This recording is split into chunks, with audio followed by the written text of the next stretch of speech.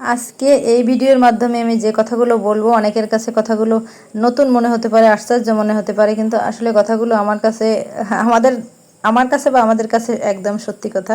এটা বানানো কোনো গল্প না। কারণ এই যে এটা হচ্ছে ম্যাগি নুডলসের একটা প্যাকেট। ম্যাগি নুডলস চেনে না এমন কোনো বাচ্চারা মনে হয় নাই। যারা একটু বড় ছোট যারা তারা তো অবশ্যই চিনবে না, তাদের থেকে যারা একটু বড় হয়েছে, যে 1 বছর বয়স, তারা থেকেই হয়তো মনে হয় এটা চিনে। কিন্তু আমার মেয়ে কতটা বড়, এই যে দেখেন, এই আপনারা তাকাও এদিকে, এই যে আবিহা, সে যথেষ্টই বড় হয়েছে মার্শাল্লাহ।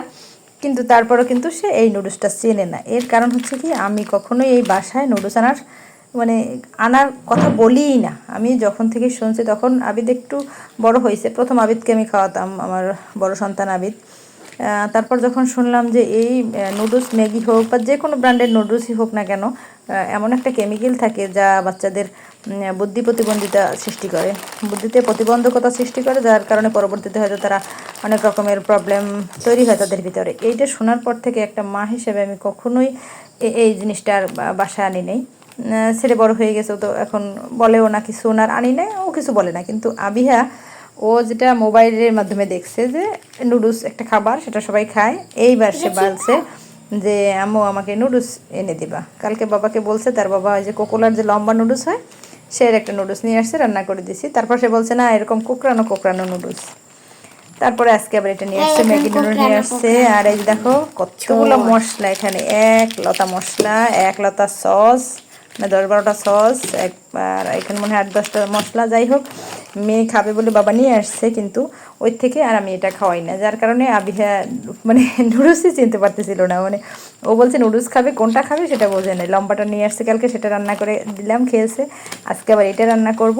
কিন্তু এটা আমি, অনেক মায়েরা প্রতিদিন সন্তানদের নুডলস খায়, আমি তাদের উদ্দেশ্যে বলবো যে আমি যেটা শুনছি সেটা যদি সঠিক হয়ে থাকে, আমার শোনাটা, আমি যেটা জেনেছি, তাহলে এই জিনিসটা থেকে আমাদেরকে আসলে দূরে থাকতে হবে। যেটা বাচ্চাদের ক্ষতি করে, সব জিনিসই বাজারে কেনা জিনিসই ক্ষতি করে, কিন্তু এটা এত বেশি ক্ষতি করে যেটা শুনে অনেক ব্রেনের ক্ষতি করে বাচ্চাদের। যার কারণে মা হিসেবে আমি একদম এটা থেকে দূরে আসি। যার কারণে আমার মেয়ে চিনতেই পারছে না।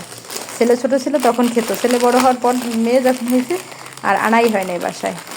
যাই হোক, আজকে এখন বাবা ভালোবেসে নিয়ে আসছে, মেয়ে খাবে, এখন রান্না করে দিব। পানি ফুটে গেছে, এখন নুডলস দিয়ে দিব। এই খাবারগুলো এত বেশি টেস্টি, ছোটরা হোক বড়রা হোক, বড়রা তো খুব একটা বেশি খায় না, কিন্তু ছোটদের এত পছন্দের খাবার।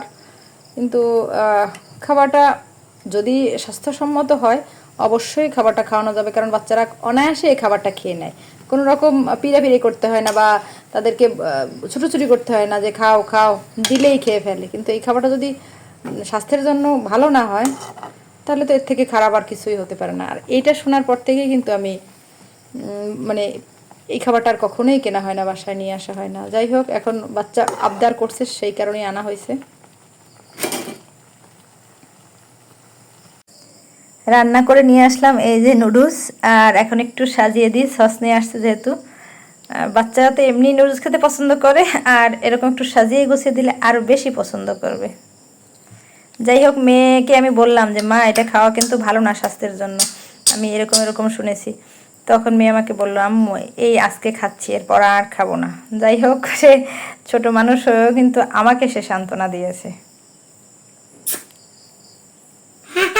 হা হা হা হা, তোমার নুডলস রেডি। চামচ কই চামচ।